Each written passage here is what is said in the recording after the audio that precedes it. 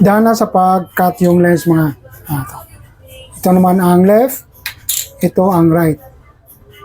Natapos na sa pag-cut yung lens na tawag ng lens ay Shammer Smart SB Asworm Laser Expression. Naka 1.5 ang center thickness ng lens. Transition Extra Active Gray. Extra Active Gray po ito. Kung mahagip ito ng UV light, na dark itong kulay na gray. Pakita ko sa inyo paano mamaya paano palabasin natin yung kulay. Balik ko ni-insert na yung lens ha. Itong right.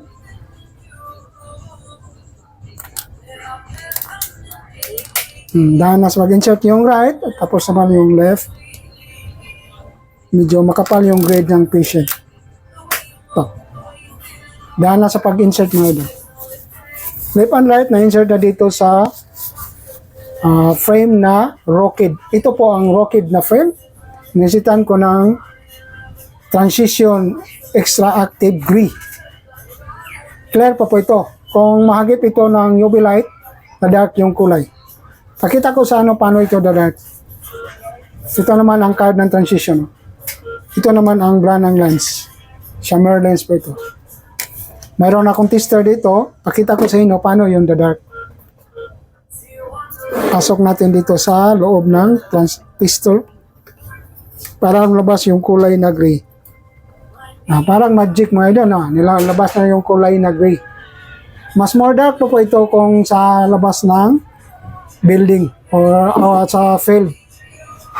Kasi ito tester lang, yun lang ang dark niya. Mas more dark pa ito mahagip sa UV light sa UV light. Tingnan kung gaano kaganda yung Rokid. Rokid po ito na frame mga idol. Kita ko sa inyo ha. Ito. Parang magic mga idol. Hinano kung gaano kaganda yung Rokid. Naisita ng transition. Ito po ang transition. Ito, card ng transition. Ito naman ang brand ng lens. Na ang name ng lens ay Shammer Smart SB Asworm Laser Expression. 1.5 ang center thickness ng lens.